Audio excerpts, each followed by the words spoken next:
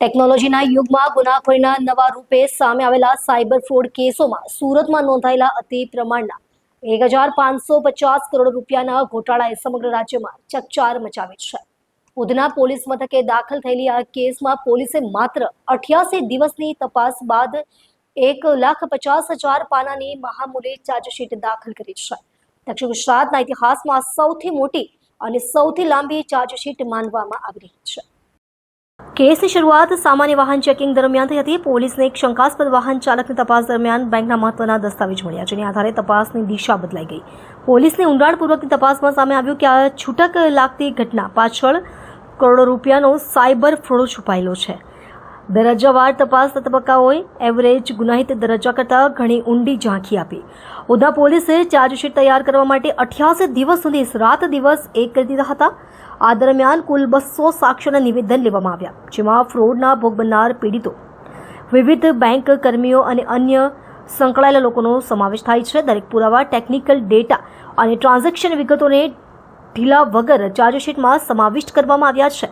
હાલમાં દાખલ થયેલી 1,50,000 પાનાની ચાર્જશીટમાંથી મુખ્ય ચાર્જશીટ માત્ર 18,000 પાનાની છે. બાકીના પૃષ્ઠોમાં RBL, યસ બેંક અને એક્સિસ બેંક સહિત વિવિધ બેંકોના સ્ટેટમેન્ટ અને 165 બેંક ખાતાઓમાં થયેલા તમામ નાણાકીય વ્યવહારોનો વિશ્લેષણાત્મક સમાવેશ કરવામાં આવ્યો છે. ઉધના પોલીસની આ કામગીરીને કાયદાકીય ક્ષેત્રે નવો માઇલસ્ટોન ગણાવી શકાય. ફક્ત મહેનત નહીં, પણ ટેકનોલોજી, અનુસંધાન અને ટીમ વર્કના શ્રેષ્ઠ સંકલનથી પોલીસે ફ્રોડનો પર્દાફાશ સાથે નોંધપાત્ર કાર્ય કર્યું છે. આ કેસ આગામી સમયમાં ગુજરાત નહીં પરંતુ દેશભરમાં એક રેફરન્સ પોઈન્ટ તરીકે જોવામાં આવી શકે છે, જ્યાં એક સામાન્ય વાહન ચેકિંગથી શરૂ થયેલી ઘટના દેશના સૌથી મોટા સાયબર ફ્રોડમાં પરિવર્તિત થઈ ગઈ. પોલીસ સ્ટેશનમાં સાયબર ફ્રોડને ગુના દાખલ કરવામાં આવેલા હતા, જેમાં 1,500થી વધુ કરોડ રૂપિયાના ટ્રાન્ઝેક્શન્સ આમાં ટ્રેસ થયા હતા. અને આ જ ગુનામાં 4 જો મુખ્ય આરોપીઓને જે તે સમયે પકડવામાં આવેલા હતા. અને પછી જો આમાં જો બેંકના એકાઉન્ટના મિસયુઝ થતા હતા અને બેંકના એમ્પ્લોઈઝ જો એકાઉન્ટ ખોલતા હતા આ લોકો ગુનેગારોના મદદમાં, તો આમાં 8 જેટલા RBL બેંકના કર્મચારીઓને બી ધરપકડ કરવામાં આવી હતી. જો આ જ તપાસ દરમિયાન અમારા લોકોના રડારમાં 55 જેટલા એવા એકાઉન્ટ હોલ્ડરો હતા જેના એકાઉન્ટનો ઉપયોગ આમાં કરવામાં આવ્યા હતા. એના બી અમે લોકો તપાસ કરતા હતા. દરમિયાન સમય થતા હતા તો 1.5 લાખ પેજના એક ચાર્જશીટ પણ આ 4 આરોપી જો પહેલે પકડાયા તેના કરવામાં આવી હતી.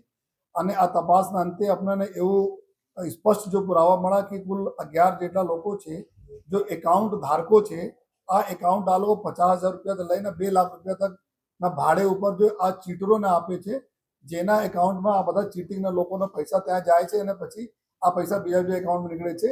તો આ હિસાબથી 11 જેટલા એકાઉન્ટ હોલ્ડરોનો ગઈકાલે ઉધના પોલીસ તરફથી ધરપકડ કરવામાં આવી છે. અને સાથોસાથ 2 એવા વ્યક્તિઓ બી જો ખોટા બેનરો બનાવીને GST નંબરના આધારે ખોટા ઓફિસ ક્રિએટ કરીને એના આધારે જો બેંકમાં એકાઉન્ટ ખોલાવવા માટે જો મદદ કરતા હતા, એવા 2 આરોપીઓ ઓર બી ધરપકડ કરવામાં ગઈકાલે આવી. કુલ 13 આરોપીઓના ગઈકાલે ધરપકડ થઈ છે. જો કુલ મળાઈને જો અત્યાર સુધી આ ગુનામાં 25 જેટલા આરોપીના ધરપકડ કરવામાં આવી છે. બાકી જો અન્ય જો આરોપીઓ છે અત્યારે જો ત્યાં એના લોકેશન દુબઈ છે, જ્યાં અમારી ટીમ કામ કરી રહી છે અત્યારે એના માટે પણ.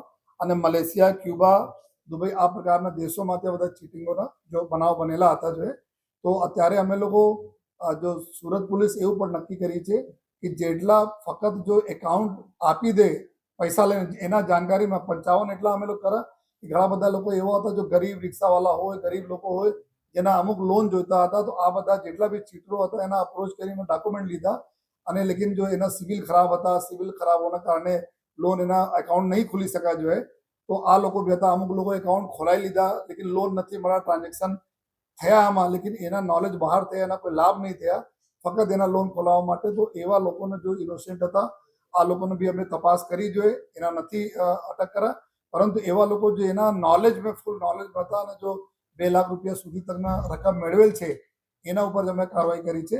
અત્યારે જો અમે લોકો નક્કી કર્યા છે કે જે બેંકો આ પ્રકારના ફ્રોડ એકાઉન્ટ ખોલાવવામાં મદદ કરશે કર્મચારીઓ જોઈએ અને સાથોસાથ જો લોકો એકાઉન્ટ વાપરવા માટે આવશે, આ બંનેના બી અમે લોકો તપાસના કામે ગુનામાં આરોપી તરીકે લઈશ. એના જ દાખલા છે એ ટોટલ 19 જેટલા અમારા આરોપી બેંકના કર્મચારી અને એકાઉન્ટ હોલ્ડરો છે.